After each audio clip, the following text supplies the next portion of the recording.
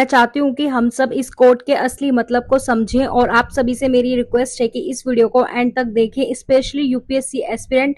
आप पहले इस वीडियो को देखो। कुछ सेलिब्रिटीज इतने डिप्रेस हो जाते हैं कि वो आत्महत्या भी कर बैठते हैं। प्रत्युषा बैनर्जी जो एक हाउस होल्ड नेम बनी बालिका वधू टीवी सीरियल में लीड रोल प्ले कर एक दिन हमें अचानक से पता चलता है कि वो अब इस दुनिया में नहीं रही। हॉलीवुड एक्टर रॉबिन विलियम्स जो एक रिनाउंड स्टैंड अप कॉमेडियन भी थे, लोगों को हंसाने का काम करते थे, लेकिन उनके हंसते हुए चेहरे के पीछे दुख और निराशा छिपी थी। Kurt Cobain rock band nirvana के लीड सिंगर 27 साल की उम्र पर इन्होंने आत्महत्या करी जब ये अपने करियर के टॉप पर थे। इनमें से किसी भी इंसान के पास पैसे की कमी नहीं थी, लेकिन ये पैसा इन्हें खुशी नहीं दे सका। कुछ और भी फेमस नाम है जो ज्यादा लकी रहे हैं डिप्रेशन से बचकर निकलने में। पिछले साल मार्च के महीने में कपिल शर्मा ने रिवील किया कि वो डिप्रेस थे, उन्हें आत्महत्या का ख्याल आता था। अपनी फिल्म जुगैटो को प्रमोट करते वक्त उन्होंने बताया कि कैसे डिप्रेशन फेज से वो सीखे हैं जिंदगी में छोटी से छोटी चीजों को एंजॉय करना। एक और फेमस नाम है यहाँ पर दीपिका पादुकोण, इंडिया की one of the most successful actresses. ये भी डिप्रेशन से सफर करी, लेकिन अच्छी चीज ये कि ये काफी ओपन रही है इसके बारे में और मेंटल हेल्थ अवेयरनेस को लेकर कई इनिशिएटिव्स भी इन्होंने। AIR-1 नीट 2017 के AIR-1 ने खुद से अपनी लाइफ खत्म कर ली। बड़ा ही दर्दनाक और सोचने वाली बात है। AIR-1 इससे बड़ा सपना क्या देखा होगा आपने डिप्रेशन के वक्त? इससे ऊपर क्या अचीव कर सकते हैं और क्या है हासिल करने को?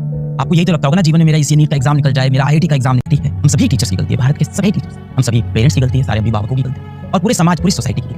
मैं तो बहुत कोशिश करता हूँ आपको हमेशा सिखाऊं कि IIT नीट ही जीवन में सब कुछ नहीं है, पर मुझे लगता है कि हम शिक्षकों ने, हम अभिभावकों ने और समाज ने, यानी टीचर्स, पेरेंट्स और सोसाइटी, हम सब ने आप सबको, बच्चों को ये तो बहुत सिखाया कि कैसे जीवन में सफल होना है, कैसे पढ़ाई करनी है, कैसे एग्जाम में फर्स्ट आना है, कितना इंपॉर्टेंट है टॉप करना, कितना इंपॉर्टेंट है कॉम्पिटिटिव एग्जाम निकालना, कितना इंपॉर्टेंट है जीवन में पैसा कमाना। ये सब आपको बहुत सिखा। एक जगह जहां हम सब फेल हुए, मैं भी फेल हुआ, कि आपको शायद हम ये नहीं समझा पाए कि कितना जरूरी है जीवन में खुश रहना, कितना जरूरी है कि जो एक जीवन आपको मानव के रूप में मिला है उसको हंसी खुशी व्यतीत करना, कितना जरूरी है कि जब कभी दिल टूट जाए, जब कभी आंखें भर आए तो खुद को संभालना, वापस आना। अब यूपीएससी में ये ऐसे आया था, पालना झुलाने वाले हाथों में ही संसार की बागडोर होती है। तो पालना झुलाने वाले हाथ कौन? Society, family, educational institution, online mentorship programme, environment, literature. तो अब आप मुझे ये बताओ, ये बच्चे जो भी सुसाइड कर रहे हैं तो उसके पीछे कौन कौन रिस्पॉन्सिबल है? क्यों वो ऐसा कर रहे हैं? क्यों वो इस तरह की जो इतने गलत स्टेप है उनको उठा रहे हैं? तो उसके पीछे कहीं ना कहीं हमारे जो टीचर्स हैं, जो हमारी फैमिली है, या कहीं ना कहीं पेरेंट्स भी उसके लिए रिस्पॉन्सिबल है। हम बच्चों को इतना ज्यादा प्रेशराइज कर रहे हैं कि वो इस तरह के जो स्टेप है वो उठा रहे हैं। तो आपको मैं इसमें ये भी सिखा रही हूँ साथ ही कि आप देखो, जो भी एक्सपीरियंस कर रहे हो, जो भी अपने आसपास आप देख रहे हो, उसको भी अपने कंटेंट में आप इसको ऐसे में यूज में लिखने के लिए ले सकते हो। दूसरा, मैं आपको एक चीज बताना चाहती हूँ। क्या हुआ था, मैं मार्केट गई थी तो वहां पर एक आंटी मुझे बोलती है कि मैं अपने बच्चे को लेकर बहुत ज्यादा परेशान रहती हूँ, वो पढ़ता लिखता नहीं है और उसके टीचर्स भी उसकी बहुत ज्यादा कंप्लेंट करते हैं। सोच रही हूँ मैं उसका ट्यूशन लगा दूं। और मैंने पूछा, आंटी कौन सी क्लास में है वो? तो उन्होंने बोला फर्स्ट क्लास में। तो मतलब वो फर्स्ट क्लास में और अभी से वो इतनी ज्यादा टेंशन में लेकर बैठी हुई है उस चीज को। तो मैंने बोला, आंटी अभी उसको खेलने दो, कूदने दो, अभी इतना ज्यादा प्रेशराइज आपको करने की जरूरत नहीं है। तो उन्होंने बोला कि मुझे फिर ऐसा लगता है कि मेरा बच्चा ही पीछा ना रह जाए। तो उस चक्कर में हम बच्चों पर इतना ज्यादा प्रेशर डालने लगते हैं ना, फिर आगे जाके फिर इसी तरह के स्टेप्स हमको देखने को मिलते हैं। अब आप इस क्लिप को देखो। डिप्रेस्ड है। 1 out of every 6 students in India is depressed. And depression जो आप सोचते हो ना कि एक आदत लग गई किसी को, सिर्फ बोलते हैं लोग, नाटक करते हैं डिप्रेशन का, नहीं बेटा, एक डिसऑर्डर है। डिप्रेसिव डिसऑर्डर एक बीमारी है, किसी को भी हो सकती है, आपको भी, और आपको लग रहा है कि आपके आसपास किसी को डिप्रेशन नहीं है बेटा, तो आप छलावे में हो। हर 6 में से 1 बच्चे को डिप्रेशन है। तुम्हारे दोस्त, तुम्हारे ग्रुप में, तुम्हारे कॉलेज स्कूल में आगे की सीट पे बैठने वाला बच्चा, इंटरव्यू में तुम्हारे साथ खाना खाने वाला बच्चा, और हो सकता है आपका क्लास का टॉपर या भी डिप्रेस्ड। अब यूपीएससी 2024 में ही आए इस एसे को देखो। सोशल मीडिया युवाओं में छूटने का डर पैदा कर रहा है, जिसके कारण उनमें अवसाद और अकेलापन बढ़ रहा है। अब फिर से आप इस क्लिप को देखो। कई ऐसे भी लोग हैं जो डिप्रेस जरूर ना हो अपनी जिंदगी से, लेकिन उनके एक्शंस को देखकर दिखता है कि वो डिससैटिस्फाइड जरूर है अपनी लाइफ से। ऐसे फिल्म एक्टर्स जिनकी फिल्मों ने हजारों करोड़ों रुपए कमाए हैं, लेकिन फिर भी और पैसे कमाने के लिए वो गुटखा पान मसाला की सरोगेट एड्स करते हैं। शाहरुख खान, अक्षय कुमार, अजय देवगन, रणवीर सिंह, अमिताभ बच्चन, वीरेंद्र सहवाग, सुनील गावस्कर, इनमें से कोई भी इंसान सोचकर देखो इनमें कितनी भूख है पैसों की कि अपनी सोशल रिस्पांसिबिलिटी की सेंस, अपनी कॉन्शियस को खत्म करने के लिए तैयार हो जाते हैं कुछ और पैसे कमाने के लिए। मतलब हजारों करोड़ रुपए भी अगर इन्हें सेटिस्फैक्शन नहीं दे सके, तो क्या ये 10-20 करोड़ रुपए जो पान मसाला को प्रमोट करके एक्स्ट्रा कमाएंगे, क्या उससे इन्हें सेटिस्फैक्शन कभी भी मिलेगी? मुझे नहीं लगता मिलेगी। इसलिए जरूरी है दोस्तों अपनी लाइफ में अपनी हैप्पीनेस और अपनी सेटिस्फैक्शन को ज्यादा प्रायोरिटी देना पैसों से। यूपीएससी एथिक्स में 2013 में क्वेश्चन आया था, पृथ्वी पर हर एक की आवश्यकता पूर्ति के लिए काफी है, पर किसी के लालच के लिए कुछ नहीं। ये महात्मा गांधी की कोटेशन थी। इस पर आपको लिखना था और ये बताना था कि वर्तमान संदर्भ के उदाहरणों से इसको स्पष्ट करें। ये जो इन्होंने वीडियो बनाई है, ये अभी इन्होंने रिसेंट ही बनाई है, लेकिन मैं आपको अपने जो ये एस्पिरेंट प्रॉब्लम सोल्वर था वहां पर मैं आपको इसको अपने एथिक्स के क्वेश्चन में यूज करना सिखा चुकी हूँ। इवन 1 क्वेश्चन में नहीं, मैंने आपको कितने सारे क्वेश्चन में बोला है कि आपको इसको जिस तरह से भी क्वेश्चन आएगा, आपको बस इसको यूज में ले लेना है। तो आपको जो मेरे ये पेजेस है उसको भी देखकर समझ में आ रहा होगा कि मैंने अभी नहीं लिखा है, ये मैं पहले करवा चुकी हूँ। और अगर किसी को चेक भी करना है तो जाकर चेक कर सकता है। तो देखो ये लाइन पढ़ो, प्रमुख हस्तियां अजय देवगन, शाहरुख खान, अक्षय कुमार, सैफ अली खान आदि स्वास्थ्य और फिटनेस पर ध्यान देते हैं, परंतु फिर भी आर्थिक लाभ हेतु तंबाकू का विज्ञापन कर रहे हैं। वर्ल्ड हेल्थ ऑर्गेनाइजेशन की रिपोर्ट के अनुसार तंबाकू से प्रति वर्ष 80 लाख से ज्यादा लोगों की मौत होती है। 80 लाख, ये कम बिल्कुल भी नहीं है। हस्तियों का यह कार्य व्यवसायिक रूप से नैतिक नहीं है। तो देख रहे हो आप किस तरह से आप इस चीज को इसको अपने एग्जाम टाइम में यूज कर सकते हो, लेकिन अब आप यूज तभी कर पाओगे जब आप चीजों को ढंग से सीखोगे, एनालाइज करोगे, सिर्फ फैक्ट के पीछे नहीं भागोगे, उसको रटोगे नहीं, बल्कि जो भी चीजें चल रही हैं उन्हें अच्छे से समझोगे। अगर आप यूज करना सीख जाते हो, सच बता रही हूँ, आपकी आधे से ज्यादा प्रॉब्लम तो वहीं सोल्व हो जाती है। कुछ लोग सोशल मीडिया पर अक्सर ये करते हुए दिखते हैं कि गरीब लोगों की फोटो शेयर करेंगे कि देखो कैसे गरीब बच्चा लैम्प के नीचे बैठकर पढ़ रहा है, कितना इंस्पायरिंग है। लेकिन ऐसी फोटोज को देखकर हमें इंस्पायर्ड नहीं फील करना चाहिए। ऐसी फोटोज को देखकर हमें सैड फील करना चाहिए कि देश में ऐसे बच्चे भी हैं जिन्हें स्ट्रीट लाइट्स के नीचे पढ़ना पड़ता है। देश को पूरी तरीके से कोशिश करनी चाहिए कि देश के हर एक बच्चे को सेम स्टार्टिंग लाइन मिल पाए, एक सर्टेन स्टैंडर्ड ऑफ लिविंग मिल पाए। मेरा मानना है दोस्तों, पैसा एक बेस की तरह है, एक सर्टेन लेवल ऑफ पैसे की जरूरत होती है एक सर्टेन लिविंग स्टैंडर्ड पाने। अब आप यूपीएससी 2024 में आए इस पीवाईक्यू को देखो। निर्धनता और कुपोषण एक विषाक्त चक्र का निर्माण करते हैं जो मानव पूंजी निर्माण पर प्रतिकूल प्रभाव डाल रहा है। इस चक्र को तोड़ने के लिए क्या कदम उठाए जा सकते हैं? मैंने आपको डेप्रिवेशन ऑफ साइकिल पॉवर्टी का है उसको कितनी बार एक्सप्लेन किया है, समझाया है, और आपको बोला है कि आपको इसे एग्जाम में बनाकर आना है, चाहे क्वेश्चन में वो डायरेक्ट पूछे या ना पूछे। लेकिन यहाँ तो 2024 में ही ये क्वेश्चन डायरेक्ट ही आपसे पूछ लिया गया है। हम जब आसपास बिल्डिंग बनते हुए देखते हैं या अपना मकान बनाते हैं तो सबसे ज्यादा जो ध्यान रखा जाता है वो होती है उसकी नींव पर, क्योंकि उसी पर सब चीज डिपेंड करती है। तो पुवर्टी का जो ये ट्रैप है वो इसको कैसे ब्रेक किया जा सकता है, उसकी जो नींव है हमें उसको स्ट्रॉन्ग करना होगा। और वो नींव कौन है? Human capital. आपने सभी ने गवर्नमेंट स्कूल की जो कंडीशन है वो देखी ही होगी। तो जब हमारी जो नींव है वो ही इतनी कमजोर होगी तो कैसे जो इतने सारे जो हमारे सामने चैलेंजेस है हम उसको फेस कर पाएंगे।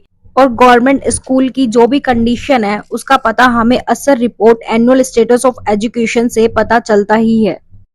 तो सीधी सी बात है, अगर हमें इस पुवर्टी के ट्रैप को ब्रेक करना है तो हमें उस नींव पर काम करना होगा, उसे स्ट्रॉन्ग बनाना होगा। अब आप लोगों के मन में एक क्वेश्चन आता होगा कि आखिर हम करें तो करें क्या? तो उसका भी सॉल्यूशन है, इस क्लिप को देखो। राजू तू समझा कर, वारिस हमारे साथ गेम खेल रहा है डिवाइड एंड रूल। अरे तो डर मत यार। डरना पड़ता है, मुझे अच्छी नौकरी के लिए अच्छे ग्रेड चाहिए और ग्रेड्स उसके हाथ में। तेरे जैसा रईस बात नहीं है मेरा जिसके खर्चे में पूरी जिंदगी निकालूंगा। ए राजू तू क्या बकवास कर रहा है यार? ये जो बोलेगा हम वही करेंगे क्या? All is well, all is well. अरे राजू हम लोग पढ़ेंगे, जी लगा के पढ़ेंगे, लेकिन सिर्फ एग्जाम पास करने के लिए नहीं। किसी महापुरुष ने कहा है कि कामयाब होने के लिए नहीं, काबिल होने के लिए पढ़ो। सक्सेस के पीछे मत भागो, एक्सेलेंस का पीछा करो। सक्सेस झक मार के तुम्हारे पीछे आएगी। किस महापुरुष ने कहा है? मैच खत्म होने से पहले जीतने की पूरी कोशिश करो। भागो, दौड़ो, खेलो, लड़ो, सब कुछ। पर एक बार मैच खत्म हो जाए ये मत सोचो कि तुम हारे या जीते, बल्कि अपने आप से ये पूछो कि did I give it my very best और नॉट। और अगर तुम्हारा जवाब हाँ है तो यू विन। बेटा तुम्हारा रिजल्ट डिसाइड नहीं करता है, तुम लूजर हो कि नहीं, तुम्हारी कोशिश डिसाइड करती है।